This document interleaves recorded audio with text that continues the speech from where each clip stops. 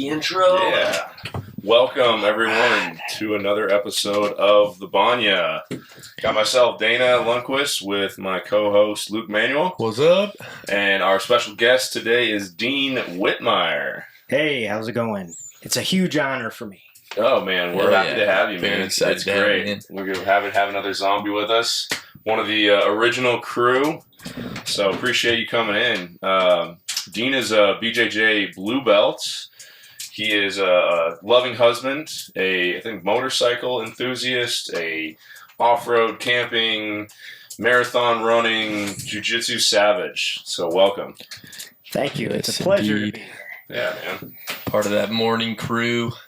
Mostly gi, 99.99% gi. Yeah, I think I only got into maybe 2 no-gi classes, and it's not that I don't want to do it. It's just it just isn't working out with my schedule per se. Yeah, nothing So- wrong with that anyways. Gi's more fun. So Yeah. You're on the right path. I like the grips. Yeah, it's fun. Yeah, for sure.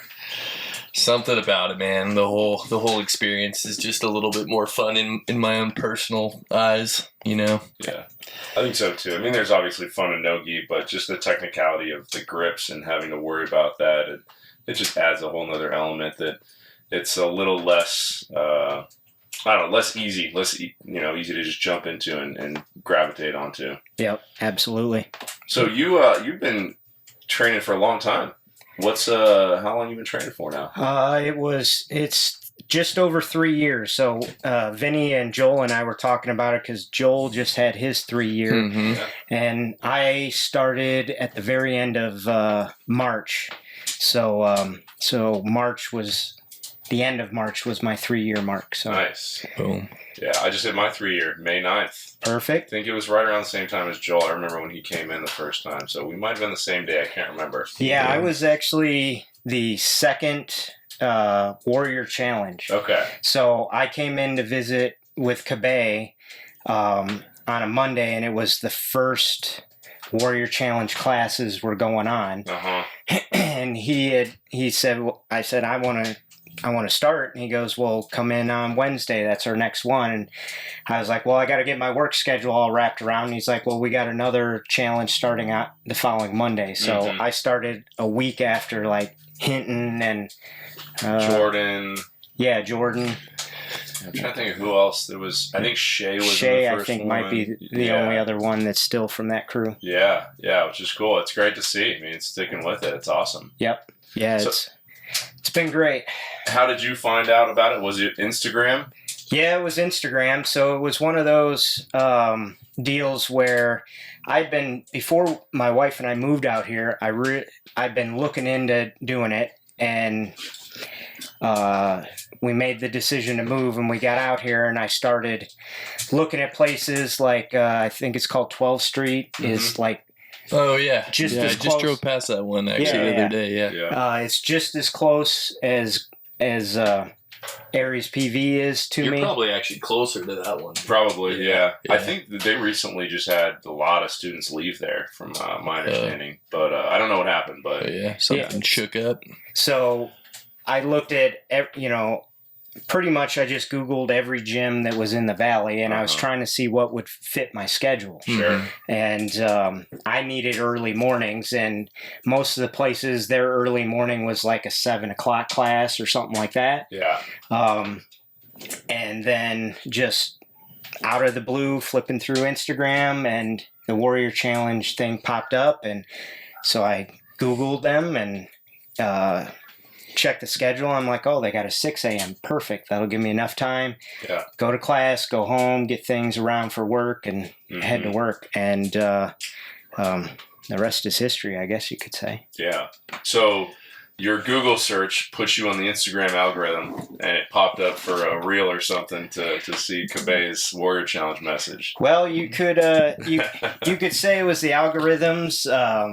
I'd like to say it was God doing it, because when I first, it seemed like nothing was fitting, and then just all of a sudden this fit, and as you guys know, the vibe there from the minute I walked in, right?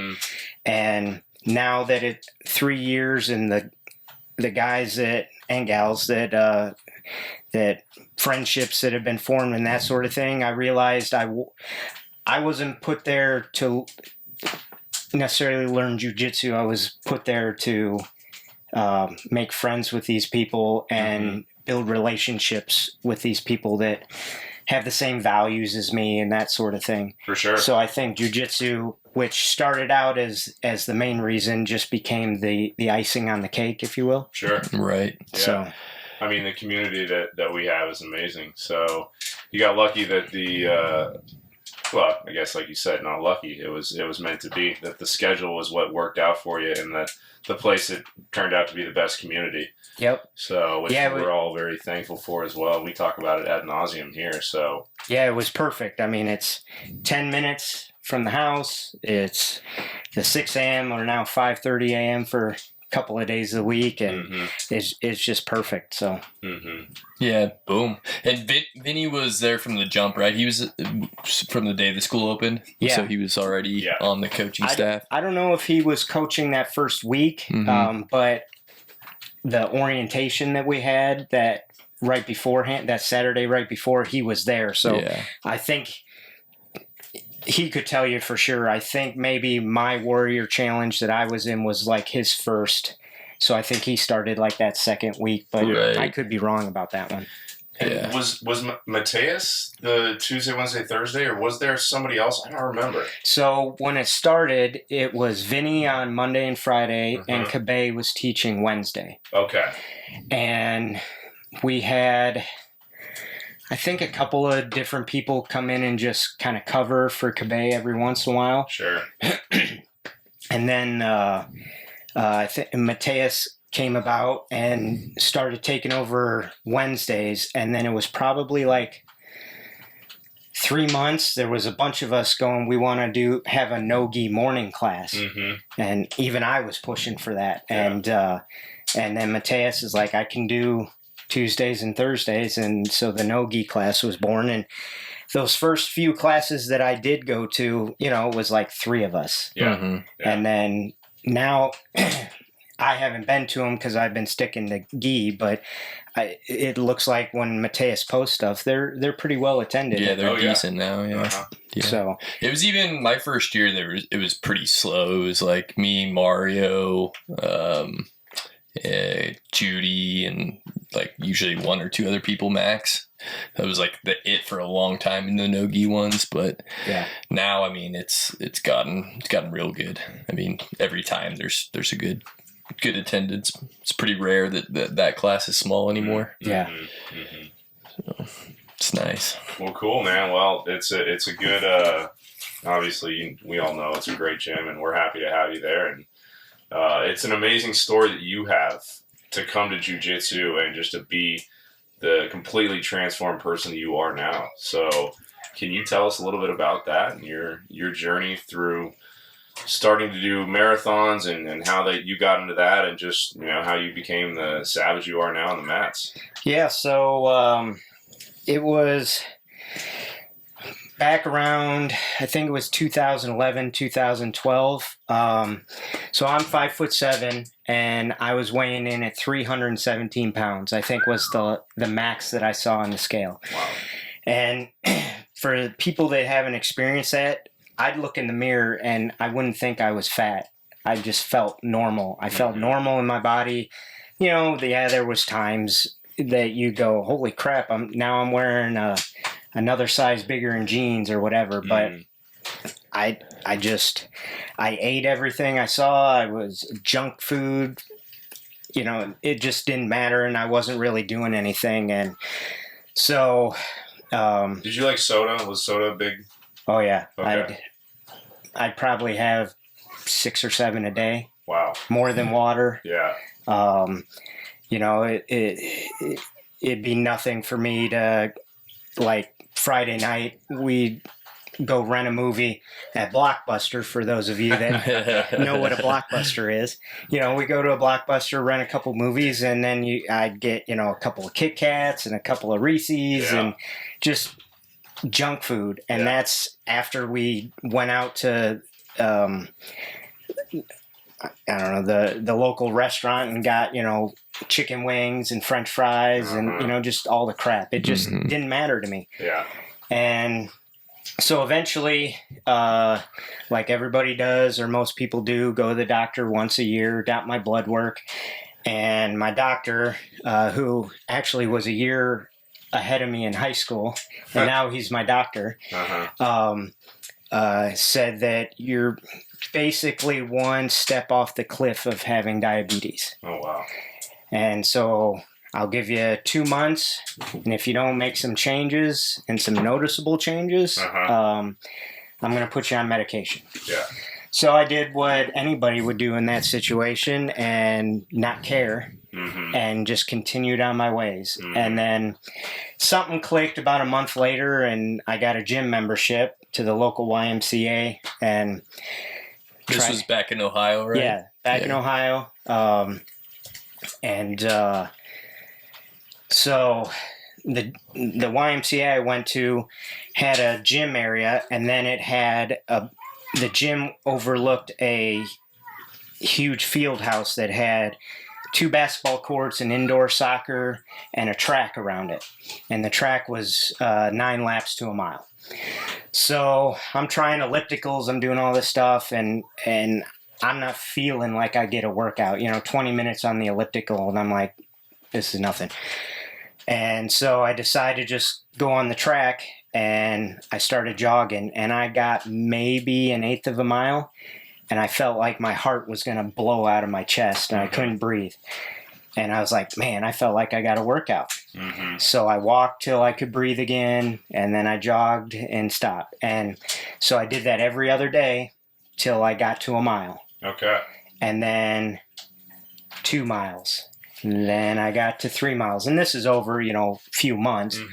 And then I was like, I'm going to run a 5K. And so I did a couple of 5Ks, and then kept going on, then a 10K, and then to a half marathon.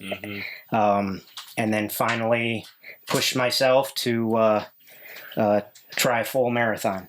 And was the diet changed at this point, or was it just adding exercise? So it started out as just exercise. And then, so a friend of mine, well, she became a friend of mine. She had a blog about how she lost a ton of weight. And I was following it. And she had this saying where, she only made changes that she could live with. So I kind of took it, and what I did was I made changes that I thought were healthier choices for me at the time. So the examples I give, I gave up fried foods. I stopped drinking soda, but I still had some candy and stuff. Then after a few weeks, I cut the candy out. And then after a few weeks, I started eating more chicken than I did anything else. And when I nachos was one of my main things, right? Yeah. So instead of just the biggest plate I could find and dump half the bag of cheese on it, it was Triscuits, just enough to fit the plate, and measure out the cheese. Yeah. And I just slowly made these changes. Yeah, a substitution that still feels like it's indulgence, but it's just that little increment better for you. Yep. Yeah. And then after a while, I was like, well, that was healthier for me. Now I'm going to go the next step. Sure. And so it was just these little incremental steps. I didn't want to, because a lot of people, they go on a diet, right? So you say, I'm just going to eat salads for 6 months. And I had been on every crazed diet. I did Atkins. I did I forget the one where you put drops under your tongue and you eat 500 calories a day, and you only eat certain foods, and you restrict yourself, and I would lose weight, and then you come off of it and you gain it all back and then some. So I was trying to find ways to get healthy, get to the weight I wanted without having to go, okay, well, I'm there, so now I can change something. I can eat this way all the time. And the more and more I did that, things just got better, and I tried to bring in some things that I would never think to eat, like apples or spinach or any of that stuff, and I just little incremental changes, things I can live with for a time, and then it just one thing after another, and the weight just kind of fell off, and it took me so from 317 to I made my goal weight what was my last wrestling weight freshman year in high school, which was 170. Nice. So you made it down to 170. I eventually made it down to 158. Holy that was my smokes. lowest. Wow. But I was skin and bones. I wasn't lifting any of that stuff. So that took me 2 years, 3 months, and 8 days. That is not bad, man. That is extremely impressive. What is that, 150? Give or take. Yeah. That's amazing. Yeah. So, and there was bumps along the road. We would, my wife, she didn't need or want to lose any weight, so we'd still go to the restaurant that we like to go to, so she can get a beer and get wings and stuff. And instead of getting 20 wings, I got 10 wings, right? Sure.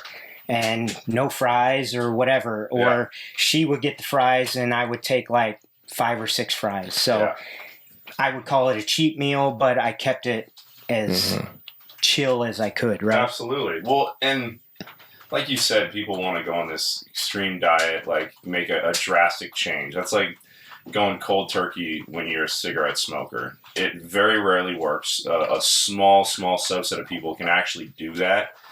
And even then, if you relapse, as you guys say with air quotes, it comes back on. It may be worse than before. But the way you did that, it's really impressive, that incremental change and small substitutions that you could live with. Instead of 8 sodas, you go to 6. And it's like, hey, I'm making positive strides in all the right directions. It may not be giant leaps, but that's not what's needed. It's to quote one of our favorite movies, What About Bob? It's baby steps. Baby steps to every aspect of life that you really took on that journey to say, hey, I'm gonna make the change, and it's gonna take time, and I know it's gonna take time. People want to make this drastic change, and they think it's gonna happen in 6 months. I'm gonna be my ideal weight. Well, okay. Let's be realistic about this and set realistic goals. Yeah, it took me. I'm almost 47, so let's just say early 30s. It took me 30 years to get to that point. Yeah. It wasn't going to change overnight, and I had to realize that. And that was the other thing. I had to finally have the change in my brain. Yeah. What did it? Like I said, I couldn't tell you. That month I didn't do anything, and then I go to the gym and trying different things, and it just not feeling right, and then doing this. Yeah. And when you have a really hard roll with somebody, and by the time you're done, you just feel exhausted. Your heart's pounding out of your chest. That's the way I felt, and I felt amazing. Yeah. Even though I felt like I was going to die at the moment. Yeah, you felt got amazing. addicted to that spike in endorphins there. Yeah. Yep. Well, and you took the approach of getting healthy the same way you got sick. So you didn't start out drinking 8 sodas in a day. You Nope. started out drinking 1. And then you decided to move up to 2 and 3 and so on, and they got to 8. So working your way backwards from that the same kind of way. Let's just slowly cut it down, because that makes it a lot easier. So it's funny. It's a separate analogy, but Joe Rogan talks about where if he's betting with somebody, like if you were to do that, like in a pool hall, guys will be like, oh, all right, double or nothing. He's like, no, you can't allow that. You're going to, let them cop out on that and just catch a win and be, set free. So you got to get healthy the same way you got sick. You stacked up, 10 losses in a row. That's $200. We're going to do $20 a game and make you earn it back. Yeah. Simple analogy, but, that's a cool story, and it's awesome to be able to so see that. It went to, once I had my first marathon, if I remember correctly, I had 5 or 6 marathons, probably almost 2 dozen half marathons. Wow. And countless 5Ks and 10Ks. Yeah. Your knees held up all right through all that? Yeah. That's pretty amazing. I had a hip injury that running didn't cause it, but it aggravated it. Yeah. So I had and it's not a bone spur, but on the top of your femur going into your hip joint, there was just an extra little bump of buildup of bone. Yeah. And so as I'm running with the compression, it just kept pushing on the cartilage in there. Sure. And then it kind of popped up like carpet it would if you kick on it, and then it cracked. Yeah. And then it just ached. It didn't hurt like sharp pain. It just ached all the time. Right. So I eventually had to have surgery where they put a ratchet strap around your ankle, and they ratchet your leg out of your joint to make space. So then he goes in and sanded down the bone and stitched everything up and all that.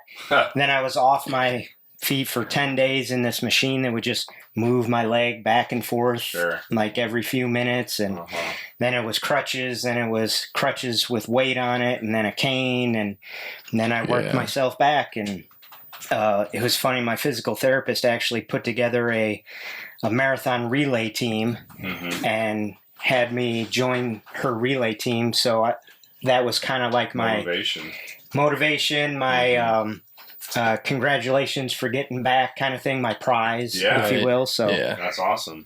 So that was kind of that journey. And this was post already doing marathons, so you'd done a few before, so you were ready to get back at it. Yeah, it was probably after like my third or fourth marathon. Okay.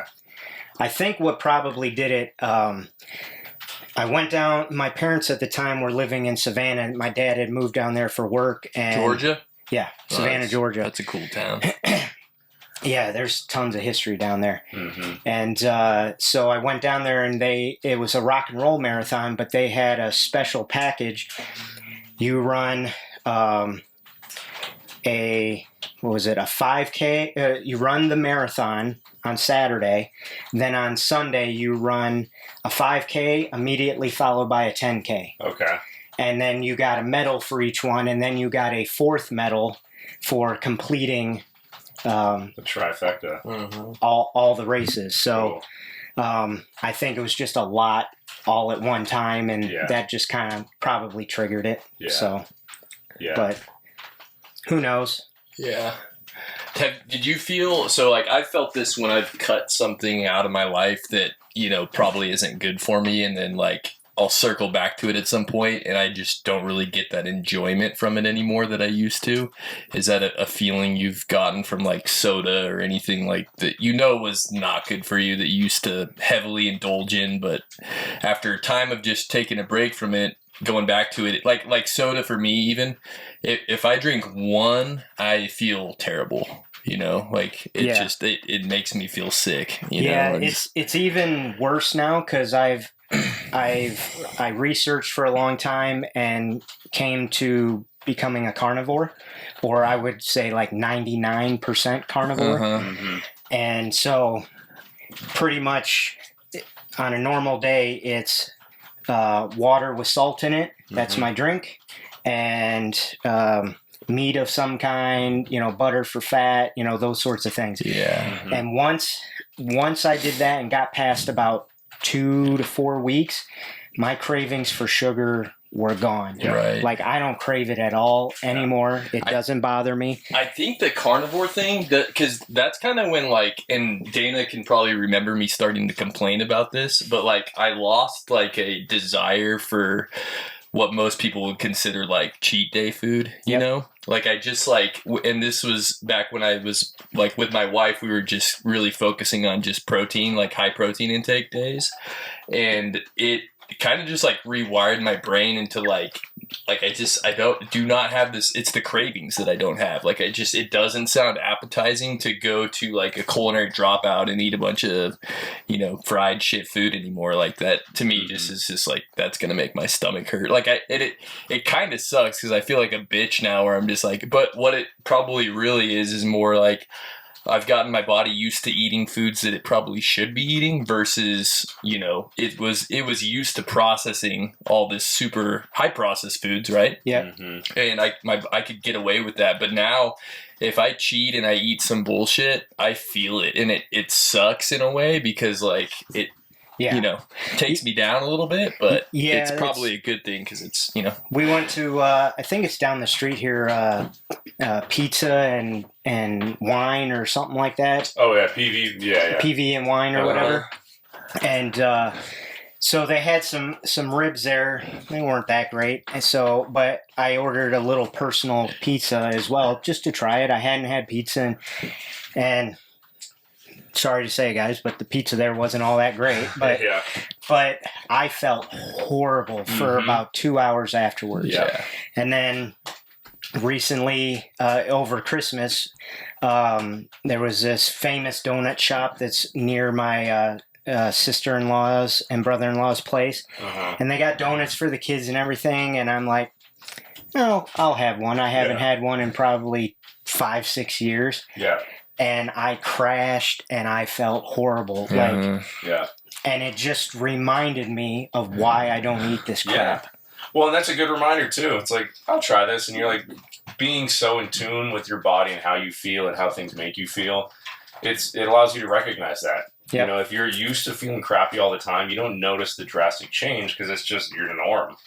And most people have chronic inflammation. Just from all of the junk that we're eating, seed oils, the bad stuff that's all over our breads, that we don't recognize, like, when you start feeling, like, bloated and kind of crappy. I wonder what that is, though, that, like, our body adjusts to this shitty food, and, it allows us to live like that and not skip a beat to where, like, guys like us that have gone back to a more primordial dinner menu, I think feel it right away. And like my wife, so she's been celiac gluten-free since before college even, and so she's kind of been like more of like on a whole food diet for most of her life, and her stomach's very sensitive. Like if we eat any sort of food that's got like bullshit oils in it or something like that, she's kind of like the canary in the coal mine for me. Like it'll just start messing with her stomach right away, Yeah. I think that it's it's not even like that you don't notice the difference. It's just that because your body is so used to feeling a little worse, like humans are adaptable, right? We're really terrible at mitigating future, issues for the most part, like when it comes to like on a large scale, but we're adaptable. So like we can adapt to that feeling of feeling cruddy and like you don't really notice anymore. It's kind of a new normal. At least in my opinion. I don't know. Maybe not. Maybe there's a... It's so drastic for me, though. Like, the difference is so insane now. Like I used to... Like, when I was in college, I could eat at a... what's that pasta joint out that's everywhere in the Midwest? Like the Olive Garden. I could eat a giant fucking Michael Scott carbohydrate meal and then go out and wrestle, and for the most part, it'd be fine, And like, but now if I try to do that and go to like a practice or something, no way, fucking game over, dude. I mean, I would come home from a 20-mile training run, and I would make the largest plate of spaghetti. Yeah, and I'd have because. You average about 100 calories per mile running, depending on your pace, height, weight. That's just a rough average. So 20 miles, do the math. I got a ton. I'm in the negative a ton of calories. Yeah. So I'm pounding 4,000 and 6,000 calories, and my body was used to it. But there was a point too, if I went too far, eating too much, I'm used to going to Olive Garden, but you go to Olive Garden, then you go out and get some candy and go just whatever. There's a point where your body just says, I can't handle it anymore. Yeah, for sure. Absolutely. Well, that's a good point. Let's take a quick break, take a full plunge, and then we'll come back in. This episode of the Banya is brought to you by Optimize. Optimize is a health and wellness center run by Jesse Meringue, a fellow training partner of ours. They've got amazing center. They've got your cold plunge, your sauna, the infrared, the hot tub, compression therapy, as well as this PEMF therapy. It's like pulse electromagnetic field. It's amazing. Feels crazy, like you get that electro stim. But the idea is you've got a time in there for an hour to switch between different therapies. You can go from the sauna to the cold plunge to the hot tub. Feels amazing. Luke and I just did that last week, and absolutely, it was incredible. So if you're looking to recover from any sort of athletics or just to feel better, go check out Optimize. And for anybody, the listeners, if you just tell them you heard it on the Banya, they'll give you 50% off your first session. So I believe normally it's $39 for the first session for an hour. So it'll be half that. So go check them out. It's an amazing place. All right, back in here. So yeah, man. Just talking about health and incremental change. That's awesome to see. What else? Tell us more about what other hobbies you've got. You ride motorcycles, right? Well, right now it's the past. I did. Okay. So I'd been probably riding, I don't know, 20, maybe 30 years before I moved out here. And in that time frame back in Ohio, I probably had 3 close calls. Like I probably could have died. Yeah. Kind of close calls, right? Mhm. Yeah. And but it still was enjoyable, all that kind of stuff. We moved out here, and in the first year, I had 5 close calls, which doesn't sound like a lot, but that's a lot. Yeah, it's too many. Yeah. And I just wasn't enjoying riding anymore, and I was heading down Bell. The last one, I was heading down Bell.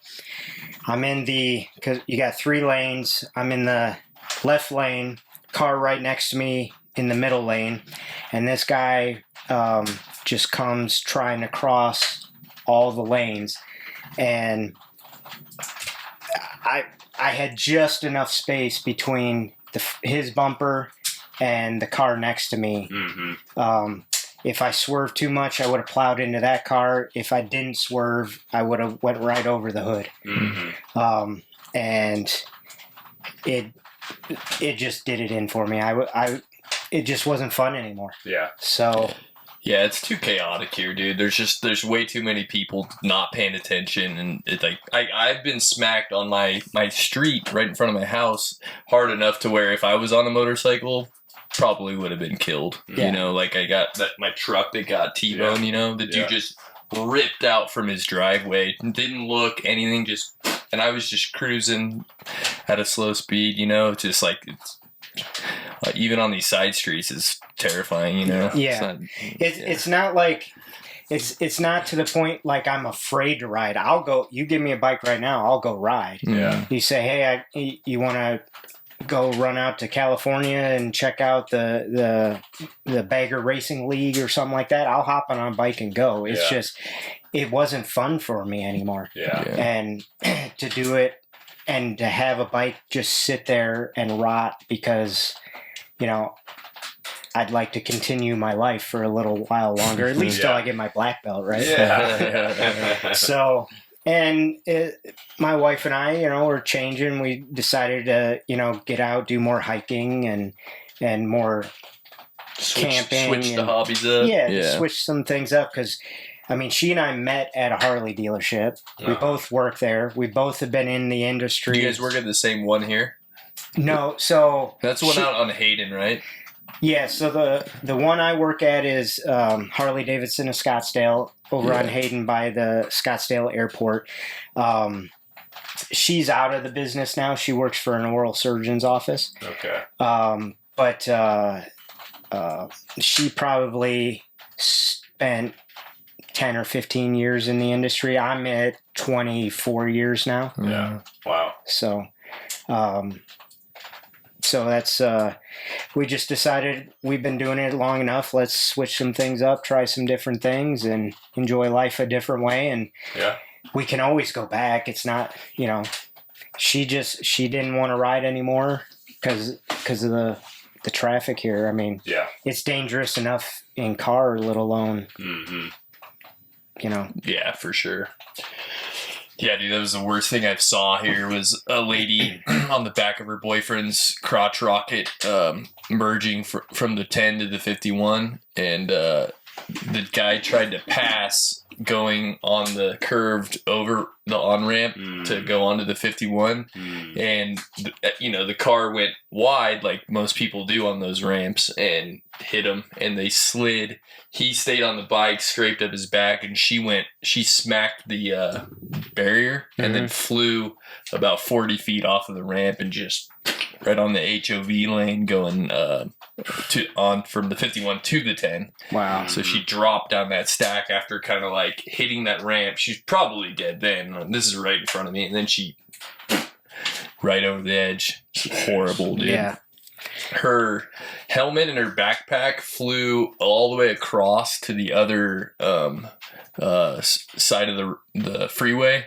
And so I was looking over there for her. And then these cars started to stop going along that HOV, and they're like, "Oh, it's over here." When looking wasn't, done, dude. Yeah, it's crazy. When I got here, when I started at Scottsdale, one of the technicians was out because he was in an accident, and couldn't return. He's on disability, whatever now. 2 other techs were in accidents, and they're wearing, bright yellow safety vests while they're on their test rides and stuff like that.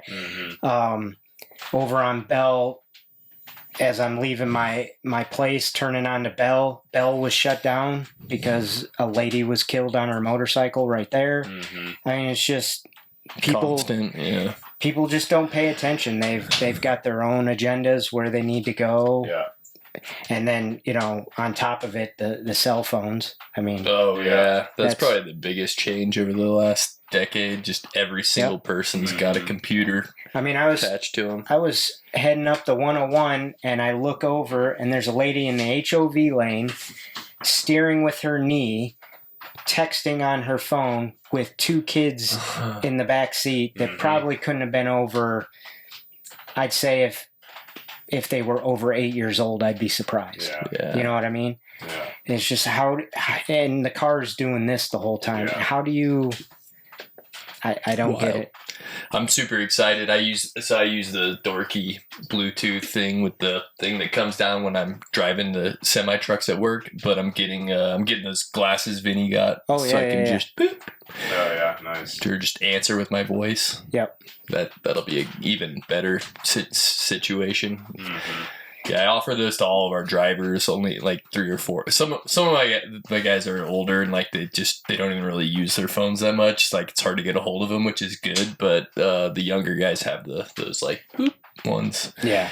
But man, it's for our company that we run trucks. It's our scary. It's the thing that could bring us down. Is just the liability. It's just like people gunning for you when you're in a company truck too. So it's just scary shit.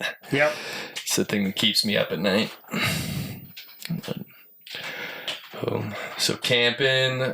You said you're about to take another little trip maybe this weekend. Yeah, we're heading up Sedona area and then up into Flagstaff. So it's camping now that we got the truck. We've been getting into doing some off-roading stuff. I wouldn't call it rock climbing or rock crawling by any means, but going to some of the areas that most people can't go to unless you have a lifted pickup truck. Yeah. Kayaking. We like to get out and do that. Mandy, I was a huge baseball fan for a long time until the lockout back in the late 90s or whatever it was, and I kind of fell out of grace with baseball. And Mandy loves the Diamondbacks, and moving back here, she wants to go to games, and spring training kind of reignited my love of baseball again. So we like going to some of the games and just trying to get out and do stuff. Yeah. Just never been hooked on baseball. What are your short-term goals in jiu-jitsu? Short term? Let's get back to that. Okay, perfect. Fuck baseball. Well, right now it's I'm working on the omoplata, but Nice. I'm trying to do it from some different areas, you know, not just from guard, get the arm, you know. Me too, by the way. But I noticed that in our last did roll. you? I was going to ask you. So, yeah. And it's literally just like the class before that is when I started like looking for them. But what brought you to that? So I'll back up a little bit. So I'm almost 47 years old. Most of the guys in our morning class, you guys are what, in your early to mid 30s, I would say. Some Late little 30s, later, yeah. late 30s. And for some reason, I just always had this mindset that I'm the old guy, right? And so I try and do all the moves, like Vinny. Vinny was one of those guys that even though he's 43 now, he can still do things that, you know, a 20-year-old can do. And I try and do some of those moves, but I'm not flexible enough, or I don't want to say stamina for it because I can go a whole round, but speed or agility, I guess. And so I kind of locked on to Jiu-Jitsu and some of his game, because he started talking a little bit about old man Jiu-Jitsu, in air quotes there, how to slow down faster opponents and kind of grind the roll, right?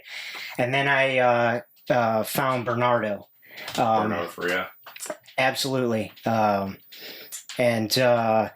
I started watching his YouTube stuff, and everybody says his game is the best for older grapplers because it doesn't require a lot of flexibility and a lot of fancy, you know, Instagram type moves, right?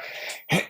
So I bought on BJJ Fanatics, I bought one of his training videos, and I just started working some of that. And if you roll with me, you probably notice I do a lot of some of his stuff. He's big into the over-under pass. That's kind of my go-to pass. So plug your ears so nobody knows my game. But I've been really working on deep half.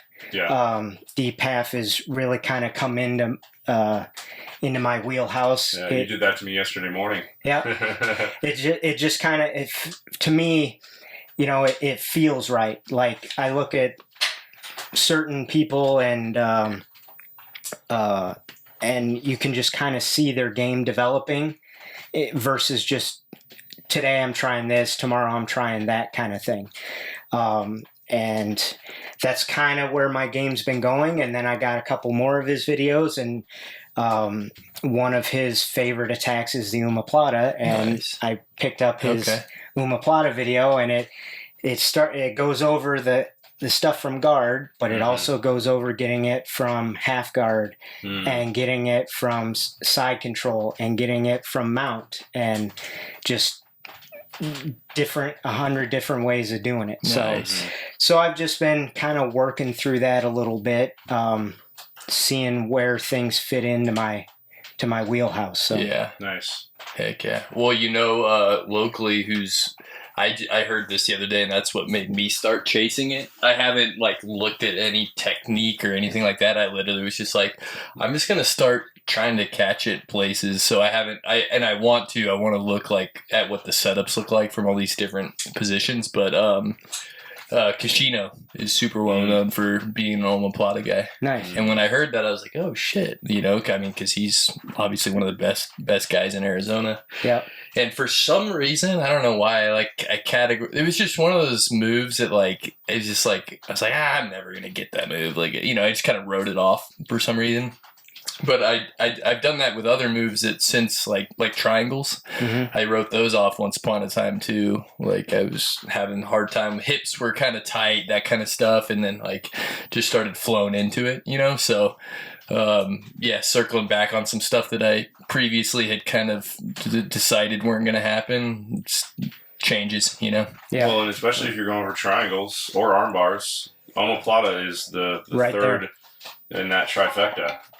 See, as you go for one versus the other one opens up, and you get, escape from one, and here comes an arm bar or whatever. Yeah. Actually, that was the sequence. You remember when you split my eye open? We were working that. Yeah. It was a total accident. We were drilling.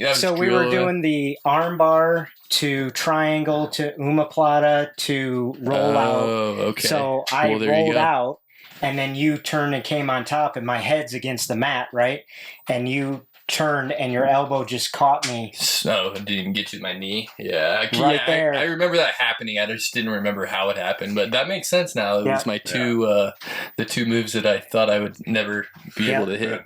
So 7 stitches later, and oh shit, 7. And black eye that right before I was posthumously. Is that how you say it? Well, apologize. You don't have to apologize. It was a complete accident. It's just the way it happened. And then Joel ran across the street to Fry's to get some super glue to glue it shut, and then got it stitched up. And it was right before I was taking Mandy to Flagstaff for a weekend getaway. Nice. So I had this giant black eye, and I was like this the whole that's time. Dope. That's dope, though, dude. Yep. Yeah. Scare some people off. Oh, yeah. So you gotta tell every waiter you go see in a restaurant, you're never gonna burn dinner again. You promise. That's right. So it's been fun. Just kind of I feel blessed that I've been able to find a game that I can gravitate towards. Now, whether it'll stay that way forever, but you hear a lot of people, they dabble in everything and they really don't find their game till late blue belt, maybe purple belt. And I mean, I've been working on deep half now for almost a year. Yeah. Just trying to get to it from every position. Yeah. So, and a lot of times I'll bait somebody to do something just because I know I can get to it from there. Yeah. Doesn't always work, but I kind of wonder if air quotes finding your game is in a way like the death of you, and like that, like in my college career, a few of my best years were my first 2 or 3 years when I was like young and hungry and like growing the most. Yeah. That's when I had a lot of, I guess you could argue like placement wise it maybe wasn't the best, but like as far as like growth and skill and all that, it was leaps and bounds over what like my last 2 years of being a little bit more stagnant and just comfortable in my game. I did well, but like I kind of stopped growing, and I think that like what would it have looked like if and Dana's brought this up in the context of like, he doesn't sometimes always like to be training for a tournament because it kind of puts him in a tournament training mode versus just like a relaxed, I'm going to learn and absorb and grow mode, right? And so like trying to stay in that pocket versus like, all right, I'm a purple belt, I've developed my game, and I'm just going to like really focus just on this now versus kind of staying wide open to shit and like seeing where that takes you. I'm gonna put much more effort in through my jiu-jitsu career into staying in that side of things versus like ever getting too comfortable with like one thing I'm doing, and like because that's been the fun thing about jiu-jitsu for me at this point, because unlike my wrestling career, which had a lot more pressure associated with it, right, in a lot of ways, this is purely for fun, and I feel like it's 1,000 times easier to learn and grow when I'm just relaxed in this fun environment versus being a little bit more like on the I guess black belt end of something, I guess, if you will, and like having that mindset of like, okay, I'm there, I'm the senior, I'm whatever, I've made it to this point, and my shit's good. I just want to kind of keep that like phase of growth just until till I'm done. There's no done. Yeah, the phase of growth forever. There's no done. So forever. Yeah. I found for me learning wise, like, it's gotten better at the gym where we kind of cover the same moves or area of moves for a couple of weeks before we move on to something else. Before it was like Monday we're doing this, Wednesday we're doing a different move, that sort of thing. And now for me, so like I concentrated on deep halves so much for the last year that I'm by no means an expert. I'm not saying that, but I feel comfortable enough to the point where I can explore something new now and not have to think about it. And it was kind of funny because I was watching some of the Omoplata stuff and Bernardo shows it from this one situation. I go, I've been in that situation like 4 times that I can think of in the last month. So now I'm looking for that and trying to build upon that. Just for me and my learning style, it's that. So, you know, we worked on, you know, the Toriano type stuff on Monday. Last week, and it's great and whatnot. But like that one where we go down and we do kind of like a half, the rollover, the half bolo kind of thing. I did it. I'm telling myself I can't do it, and then I did it. So I'm like, okay, I can do it. And I look over and I see you do it, and you do it like super quick. That must have been the only one, because I was struggling this morning as well, or yesterday morning. Right. But, so, and I'm doing it super slow, and that's the way I'm going to learn it. But then I was working with Daniel, and Daniel's an older gentleman like I am, and we started talking, you know, let's try this. And we found a way for us to do it. And that's where Vinny came back and he was like, sometimes you can't get the roll. So, you know, throw your shoulder down like you're going to do the roll. And then you hop over the other side. You know, that I know I can do, and I can do in a split second. So I'm not saying I would never do that inversion, but it just doesn't feel like my body is that way. I mean, like Peyton, you know, she can go upside down, twist into a pretzel. You know, she's amazing. But it's just not what my It's not going to be your game. It can't be. You know, it's a 17-year-old girl who's got all the flexibility in the world. Exactly. So, well, and I found the way I approach it is probably similar to you, is that I'll pick a move or two, whether it be one sweep and a submission or a couple of specific things that I'll work on for weeks or months. Like probably the first one that I really did that a lot of was the scissor sweep. And I was like, I'm going to just spam this scissor sweep as much as possible. Even if people know it's coming, I'm really going for it. When we rolled, I felt you going for it a few times. And I mean, that was a couple years ago, but I still know all the mechanics to get there in such a way that it's not as telegraphed, right? And then switching to like the pendulum sweep, which is like, I'm going to spam this. I did it in every tournament for like 4 tournaments, and it worked on everyone pretty much.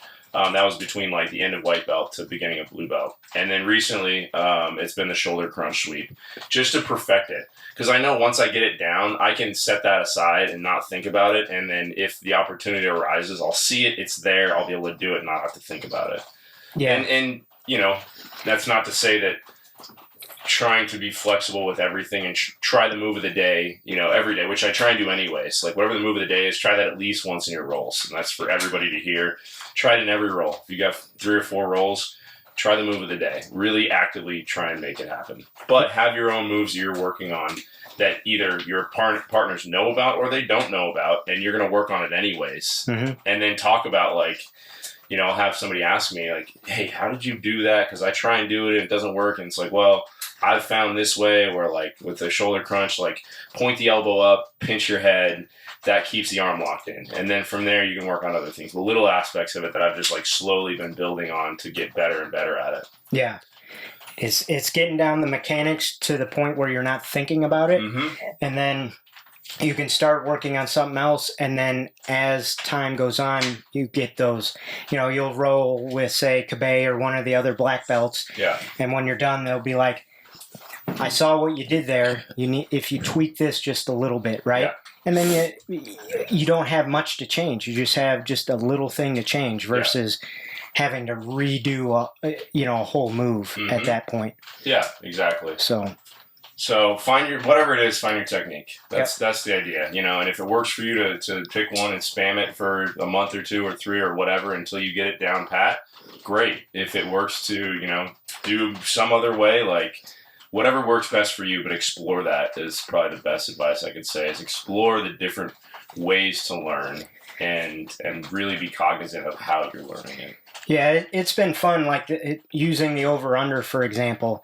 When I first learned how to do it, I was passing everybody, right? Then people were starting to, well, maybe not Luke, but but I was passing everybody. Then somebody would hook my leg differently. And then Vinny and I do a lot of private sessions, and I'll say, this happened. So we spend an hour trying to, figure that out. And then that happens to me in a roll, and I get through it and I'm good. And then they find something else, they're posting on me this way or they're pushing my head this way. And then we work through those. So now I have, with that over under, I have a whole deck of, they do this, they do that, do that. Now, is it fully fledged out and do I get a pass every time? No, but I'm not sitting there going, I don't know what to do. Yeah. Yeah, absolutely. And that now with the omoplata, if I get you in guard, I'm concentrating on that, and I got 2 different versions of how to look for it than what we've kind of learned in class. And the one from side mount is really interesting to me. So I'm specifically, like if I'm rolling with one of the white belts and I get to side mount fairly easily, that's what I'm focusing on. Totally. I'm not like, I'll just go to mount, or I'll do this or I'll do that. I'm focusing on that. Yep. So not all the time, but I try and have a idea of what I'm trying to work on that day. Yeah. That's what white belts are there for, to practice all the things and try and get those down. I mean, realistically, like, we appreciate every white belt. We need you as much as we need purple, brown, black, if not more so. Yep. Because that's where we can really hone in all of the skills that we learn, and you get better at it by having to defend against it. So it's good for us. So and appreciate all of you. It's fun because seeing these white belts come in and you're, for lack of a better way of saying it, dominating them, right? Yeah. And now, I've told Dennis and Arun, you're getting harder to kill. Yeah. Like, I can still submit them, but not all the time anymore. Yeah. And they're figuring things out, and they're getting better and better. And that's fun and exciting for me to see, people's progress. Yeah. When I go up against Joel and Drew and Lance and you guys and that, we've all kind of grown together, right? And some people will get somebody more than others and that sort of thing, but it's sometimes hard to judge if you're really making progress, right? And then, but I can see the white belts making progress, and it's so much fun to see. Yeah, absolutely.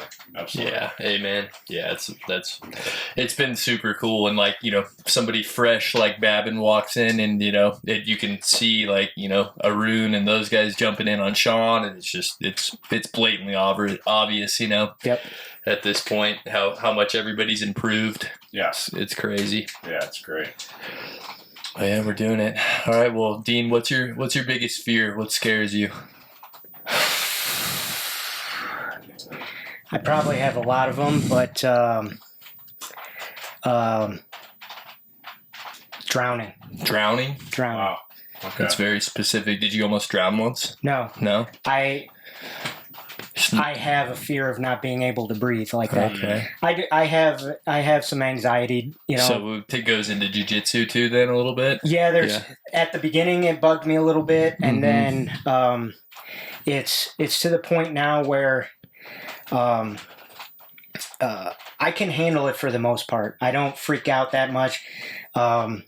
There's certain situations, like, for example, Todd, he's got that, you get into half guard and he's got that leg lock type deal going on. The lockdown, yep. And then he'll lay flat on you and get his shoulder and basically cover your nose and mouth. And you feel like you just can't do anything and your oxygen's running out and all that kind of stuff. Yeah. And then I start to get that panic feeling and that sort of thing. But that's that funny Tom Hardy quote. What's your favorite way to submit somebody? Smother them. Yep. So I guess drowning's the easy way of saying it, but just not being able... Suffocation. Yeah. There you go. Damn. That's a better way of doing it. Well, good on you for getting into jiu-jitsu then, because, that's... Face your fears. That's basically it. A lot of drowning when rolling with black belts. Yep. So... Well, I wanted to ask you, I guess, I have an idea, but who would you, look to, not in your personal life, but I guess out in the world, or, influential people, who do you look to for inspiration? Well, and maybe now, or maybe even when in your journey, when you first started your weight loss journey. Well, the quick answer is Jesus Christ. Okay, absolutely. Amen.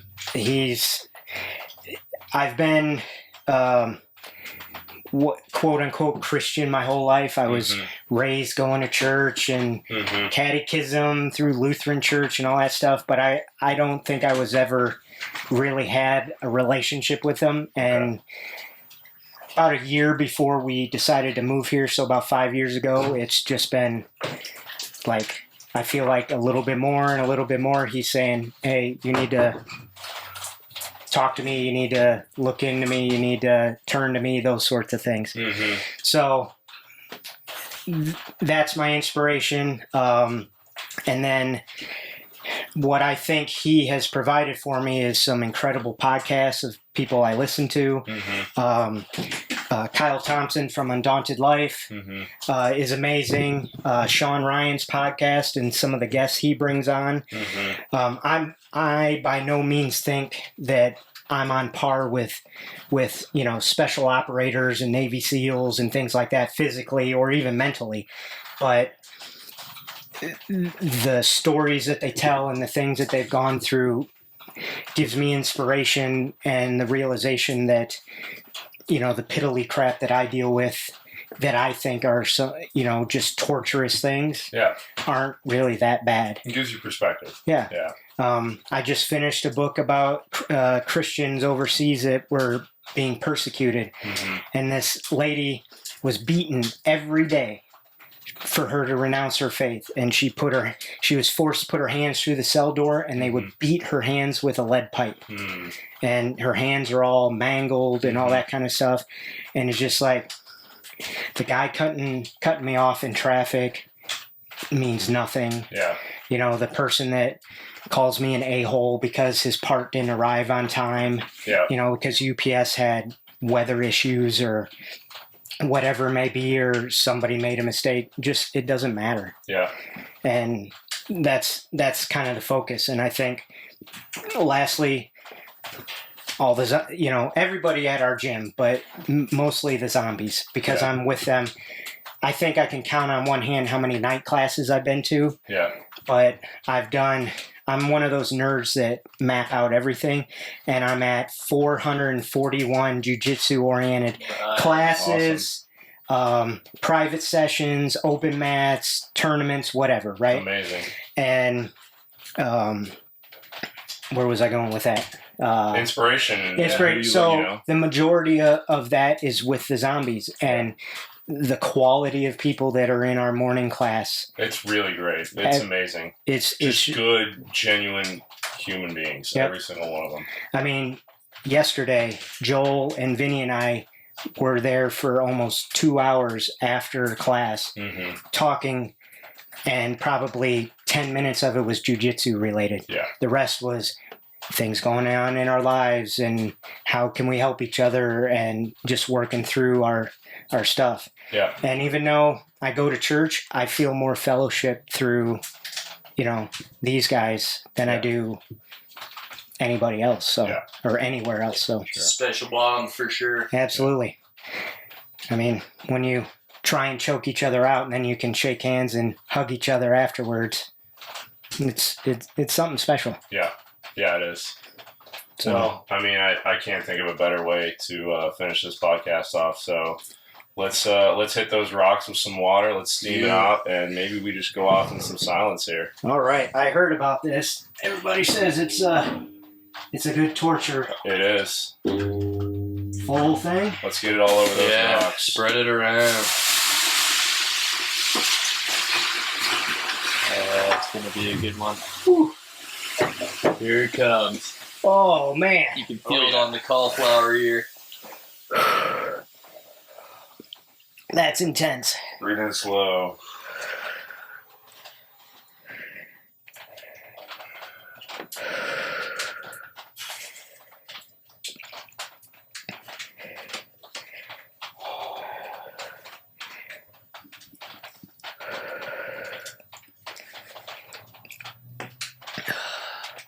All right, Dean. Well, if I may, before we go, just the last thing, I want to thank you guys for, one, having me on. Two, this podcast has been amazing.